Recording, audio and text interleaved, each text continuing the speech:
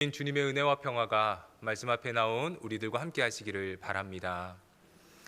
저마다 살면서 이것만큼은 꼭 지켜야 한다고 생각하는 신념 같은 것들이 있을 것입니다. 어떤 분은 정직을 최우선으로 삼습니다. 그래서 어떤 경우에도 정직하도록 자녀들에게 가르칩니다. 또 어떤 분은 건강을 최우선으로 삼는 분도 계십니다. 모든 것을 다 얻어도 건강 잃으면 끝이라고 생각하며 건강 관리를 위해서 최선을 다합니다. 드시는 영양제 숫자도 어마어마합니다. 한 주먹씩 되는 영양제와 건강 보조식품을 빼먹지 않고 복용합니다. 건강을 최우선으로 삼기 때문입니다. 어떤 분은 자기 개발을 신념으로 삼는 분도 있습니다. 시간을 허투루 쓰지 않고 늘 자기 개발을 위해서 애를 씁니다. 꾸준히 독서를 하며 새로운 정보를 습득하고 좋은 곳을 여행하며 배우고 깨닫는 일을 멈추지 않습니다. 이처럼 자기 개발을 중요하게 여기는 분은 배움에 가치를 둡니다. 여기 계신 성도님들은 어떤 신념을 가지고 살아가십니까? 여러분에게 있어서 이것만큼은 절대 무너질 수 없다고 여기는 가치나 신념이 무엇입니까? 오늘 본문은 다윗의 이야기입니다. 오늘 본문을 읽어보면 다윗에게도 절대 꺾을 수 없는 몇 가지 신념이 있다는 것을 발견합니다. 다윗은 그의 인생에서 어떤 부분을 타협하지 않고 굳게 지키며 살았을까? 본문에 나오는 다윗의 모습이 오늘 말씀을 듣는 우리들에게 큰 은혜가 되시기를 바랍니다. 사무엘상 27장에서 사울 왕에게 쫓겨난 다윗은 블레셋에 몸을 맡깁니다. 블레셋이 어떤 나라입니까? 이스라엘과 치열하게 전쟁을 하던 나라입니다. 그런데 다윗은 지금 그런 블레셋으로 들어간 것입니다. 블레셋에서 다윗은 전설적인 존재입니다. 블레셋의 아기스 왕도 다윗의 용맹에 대해서 잘 알고 있습니다. 블레셋의 왕은 이러한 다윗과 그의 군사 600명을 이용 가치가 있다고 여기고 그들의 투항을 받아줍니다. 그리고 그들이 지낼 수 있도록 작은 성읍 시글락을 내어줍니다. 시글락은 유다의 최남단 브엘세바 부근에 있는 지역으로 본래 시므온 지파의 땅이었는데 블레셋이 공격하여서 차지하고 있었습니다. 이곳에서 다윗은 사울을 피해 안전하게 지낼 수 있게 되었습니다. 시글락은 블레셋의 주요 도시들로부터 멀리 떨어져 있어서 다윗이 활동하기에 자유로운 곳이었습니다.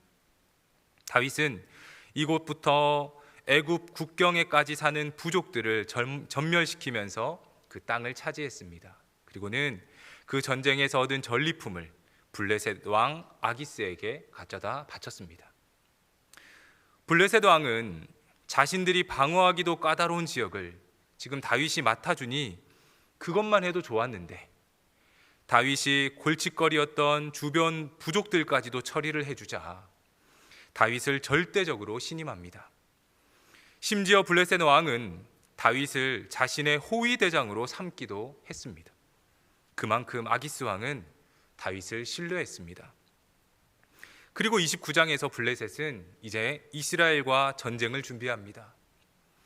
아기스 왕은 당연히 자신의 호위 대장인 다윗도 전쟁에 참전시키고자 합니다. 그러나 블레셋의 방백들은 다윗을 신뢰하지 않았고 이스라엘의 사울 왕과 함께 자신들을 공격할지도 모른다며 다윗을 불신합니다. 블레셋 방백들의 의심 때문에 다윗은 이스라엘과의 전쟁에서 제외되었고 다시 시글락으로 돌아갑니다. 이제 3일 길을 걸어서 집에 돌아왔는데 와보니 큰 난리가 났습니다. 자신들이 성읍을 비운 틈을 타서 아말렉 사람들이 공격을 한 것입니다. 아말렉은 시글락을 침략해서 여성들과 자녀들을 다 잡아갔습니다. 여기에는 다윗의 두 아내 아히노암과 아비가일도 예외 없이 끌려갔습니다. 아말렉의 공격은 27장에서 다윗이 아말렉을 공격한 것에 대한 보복으로 보입니다. 아말렉은 다윗에게 복수할 기회만 노리고 있었을 것이고, 다윗과 그의 병사들이 자리를 비웠다는 소식을 듣자 공격한 것입니다. 다윗과 무리들은 아말렉군에게 가족과 재산을 모두 잃고 넋이 나갔습니다. 그들이 받은 충격이 얼마나 컸는지 4절에서 이렇게 말씀을 합니다. 다윗과 그와 함께한 백성이 울 기력이 없도록 소리를 높여 울었다 전합니다. 울 기력이 없도록 소리를 높여 울었다고 말을 합니다. 그런데 이내 그 슬픔이 분노로 바뀌었습니다. 가족을 잃은 이들은 분노의 화살을 다윗에게로 돌렸습니다. 이 모든 것이 다윗 때문이라고 생각했습니다. 6절을 보니 백성들이 자녀들 때문에 마음이 슬퍼서 다윗을 돌로 치자고 말을 하며 다윗을 향해 돌을 집어들었습니다. 다윗은 큰 공경에 처했습니다. 지금 다윗을 돌로 치려고 하는 이들은 다윗과 함께 아둘람 굴에서부터 동고동락하던 이들입니다. 세상 사람들 모두 다윗을 비난하고 죽이려 할 때도 이들은 다윗 곁에서 다윗을 지지했던 사람들입니다. 그런데 그런 이들이 다윗을 향해 돌을 들어 다윗을 죽이려 하고 있습니다. 다윗은 깊은 배신감을 느꼈을 것입니다. 두 아내를 잃은 것 이상으로 다윗은 큰 아픔을 느꼈을 것입니다. 이런 큰 아픔과 혼란 중에 다윗은 정신을 차립니다. 그는 이 문제를 해결할 분을 찾습니다. 바로 하나님입니다. 6절 말씀을 같이 한번 읽어보겠습니다. 6절 말씀입니다. 백성들이 자녀들 때문에 마음이 슬퍼서 다윗을 돌로 치자 하니 다윗이 크게 다급하였으나 그의 하나님 여호와를 힘입고 용기를 얻었더라. 아멘. 방금까지 동지였던 이들이 이제는 돌을 들어서 자신을 치려는 위급한 상황입니다. 다윗이 크게 다급하였습니다. 그런데 다윗은 크게 다급하여서 그 자리를 피해 도망을 치거나 화려한 언변으로 그들을 설득시키려 하지 않았습니다. 이 일이 누구의 잘못인지를 꼬치꼬치 따져들거나 왜 이게 내 탓이냐며 그들을 꾸짖지도 않았습니다. 다급했기 때문에 다윗이 했던 일은 여호와 하나님을 힘입었고 여호와 하나님을 더욱 굳게 의지했습니다. 다윗은 다급하였기 때문에 하나님을 더욱 의지했습니다. 하나님을 힘입고 하나님을 의지했다. 이것이 오늘 말씀에 나오는 다윗의 첫 번째 신념입니다. 다윗은 상황이 좋지 않았습니다. 자신을 따르던 공동체가 한순간에 무너졌습니다. 그의 생사를 알 수 없는 상황이 되었습니다.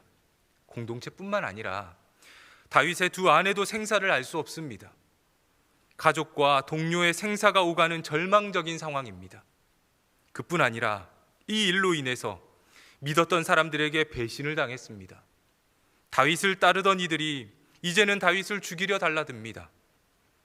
다윗에게 이 사건은 큰 위기요 절망이었을 것입니다. 그런데 다윗은 이런 문제에도 결코 흔들리지 않는 것이 있었습니다. 바로 하나님에 대한 신뢰입니다. 맞이한 문제가 너무 크고 때론 사람들로 인해서 마음 상할 일이 생겨도 다윗은 절대 하나님에 대한 믿음을 버리지 않습니다. 하나님에 대한 믿음은 다윗의 삶에서 가장 중요한 신념이었기 때문입니다. 다윗은 늘 하나님을 의지하고 하나님께 묻는 자였습니다. 문제가 생길 때마다 다윗은 하나님께 문제에 대한 해답을 구했습니다. 사실 다윗은 총명한 사람이었으니 그의 머릿속에도 문제를 어떻게 풀면 될 것인지 정도의 생각은 있었을 것입니다. 또 그의 주변에는 조언해 줄 지혜로운 책사들도 많았습니다. 그럼에도 다윗은 늘 하나님께 묻고 그분의 대답을 기다렸습니다. 그가 얼마나 하나님과 친근한 사람이었는지를 보여주는 대목입니다. 그가 얼마나 하나님과 친근했는지 성경은 그를 가리켜서 하나님의 마음에 맞는 사람이라고까지 말씀합니다. 하나님과 얼마나 가까우면 하나님 마음에 맞는 사람이라고 칭함을 받을 수 있을까요? 그런 그의 모습 속에서 우리는 다윗의 영성을 볼 수 있습니다. 상황은 크게 다급하였지만 다윗은 하나님을 의지하여서 용기를 얻었고, 이후에 다윗은 마음을 다잡습니다. 그리고 제사장 아비아달에게 에봇을 가지고 오도록 해서 하나님께 이 문제에 대해서 묻습니다. 8절 말씀에 다윗이 여호와께 묻자와 이르되 내가 이 군대를 추격하면 따라잡겠나이까. 하나님, 아말렉 군대를 추격하면 따라잡을 수 있겠습니까? 아무리 위급해도 다윗은 하나님을 뒤로 미루지 않습니다.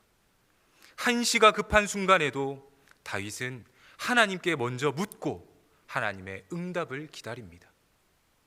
그를 쫓아가라. 내가 반드시 따라잡고 도로 찾을 것이다. 하나님은 그런 다윗에게 응답하십니다.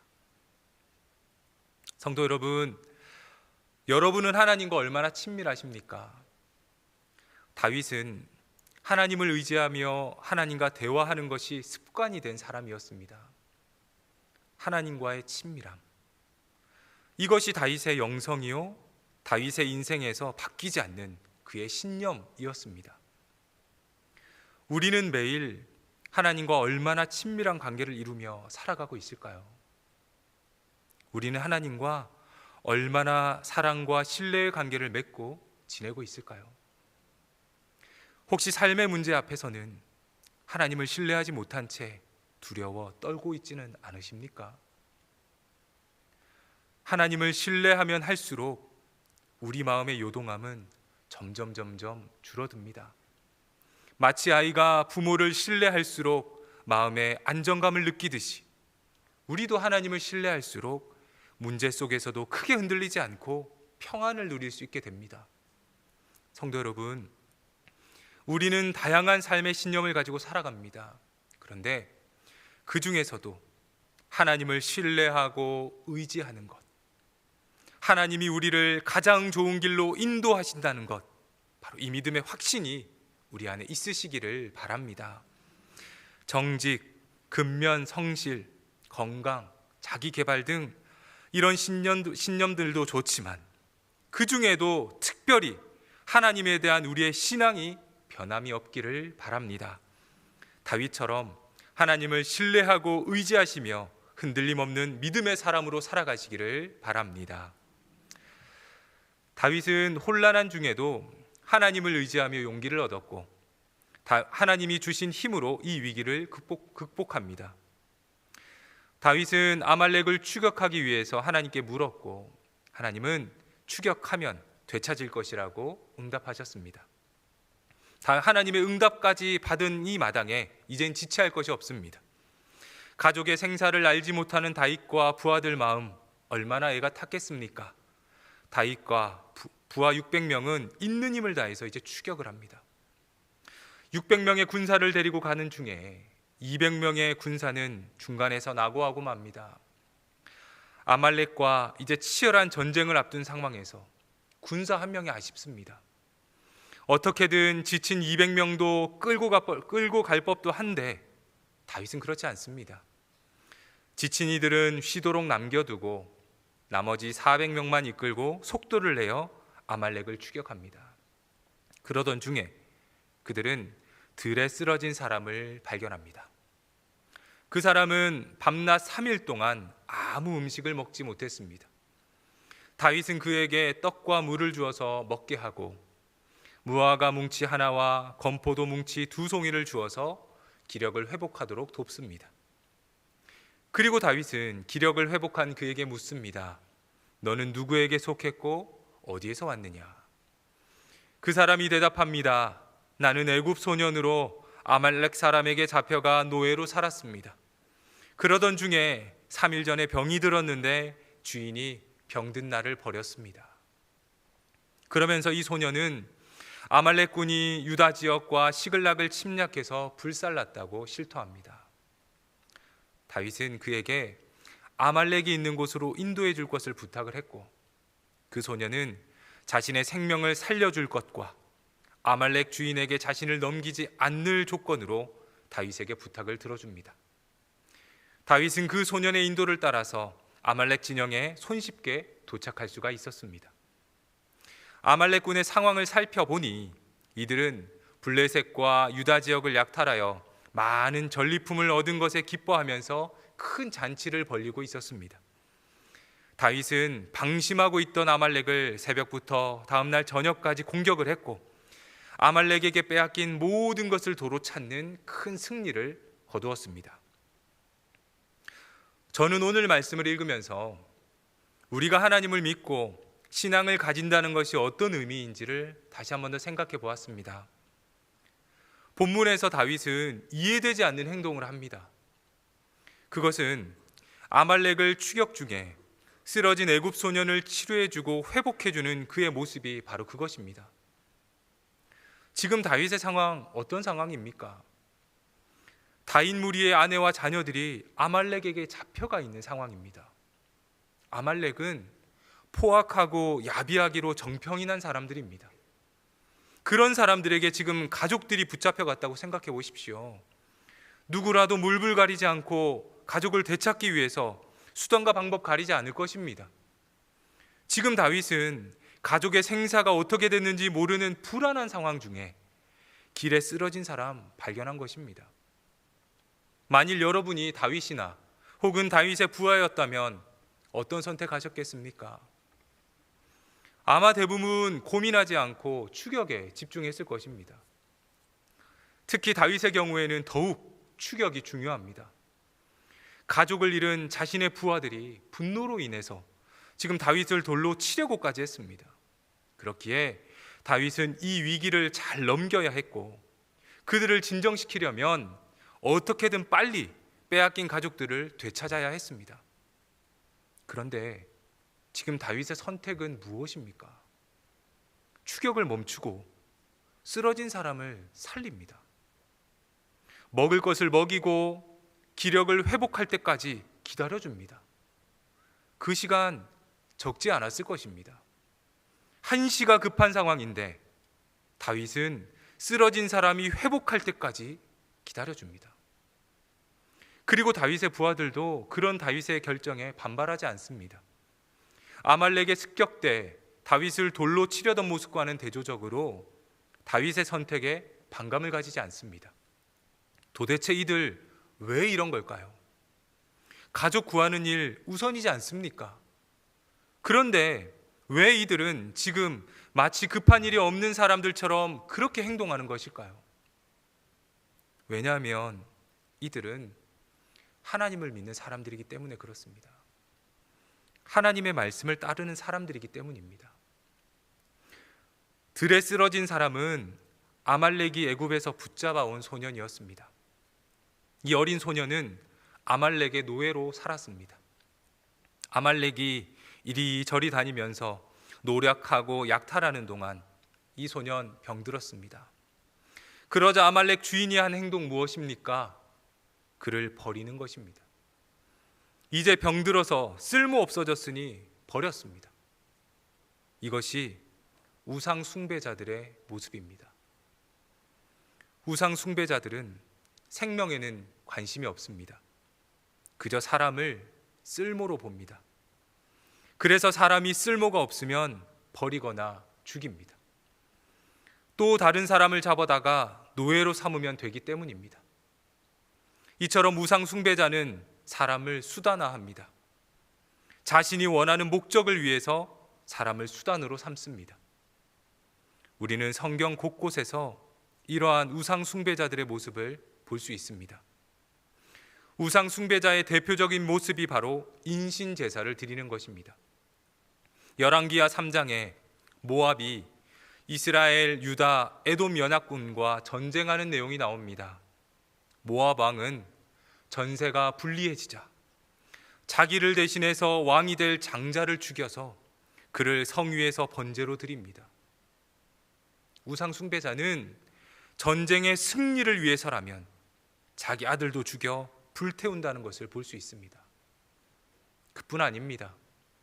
역대하 28장에서는 유다 왕 아하스가 바알을 섬기면서 이방 사람들의 가증한 일을 본받아 그의 자녀들을 불살랐다 전합니다. 하나님을 섬겨야 할 유다 왕이 바알을 섬기니 어떤 행동을 합니까? 우상 숭배자들을 본받아서 그의 자녀들을 불살라 버렸습니다.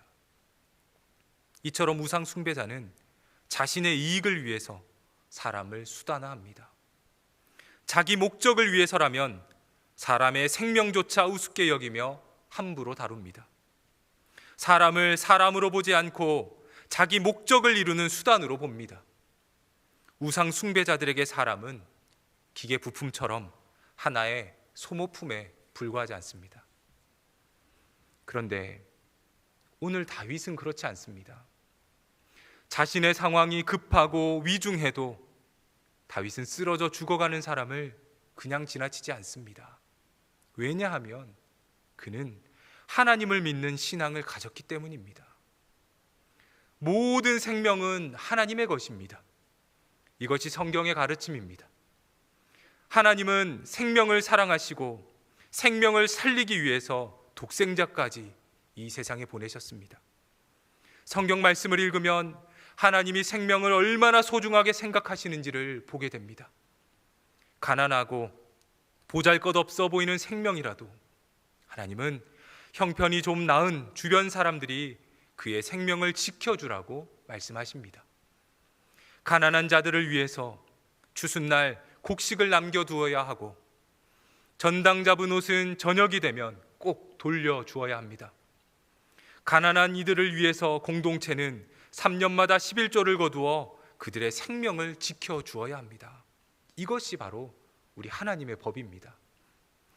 우리 하나님의 법과 말씀 속에서 우리는 하나님의 생명 사랑을 엿볼 수 있습니다. 하나님이 사랑하는 생명을 우리도 사랑하고 소중히 여겨야 합니다. 하나님이 생명에 관심을 가지듯 우리도 생명에 관심을 가져야 합니다. 바로 그것이 하나님을 믿는 신앙인의 모습입니다. 다윗은 그러한 하나님의 말씀에 순종한 사람입니다. 생명을 사랑하는 것, 이것이 신앙을 가진 다윗의 신념입니다. 자신이 아무리 급박한 상황에 놓였어도 다윗은 신앙인의 핵심인 생명을 중요하게 생각했습니다. 사랑하는 성도 여러분, 여러분은 생명에 관심이 있으십니까? 내 옆에 살아가는 사람들의 형편이 어떤지, 내 주변에 누군가 쓰러져 죽어가고 있지는 않은지, 여러분은 생명을 소중히 여기는 마음이 있으십니까?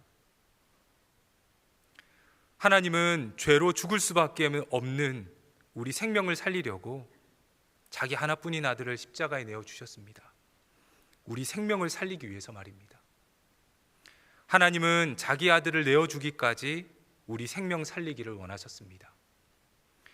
하나님이 생명을 얼마나 사랑하는지, 하나님이 생명에 대해서 얼마나 큰 관심이 있으신지 성경은 우리를 향한 하나님의 사랑 이야기로 가득합니다. 우리 하늘 아버지는 생명을 사랑하십니다. 성도 여러분, 오늘 우리의 관심은 어디에 있습니까? 내 생명 살아가는 것에만 국한되어 있지는 않으십니까?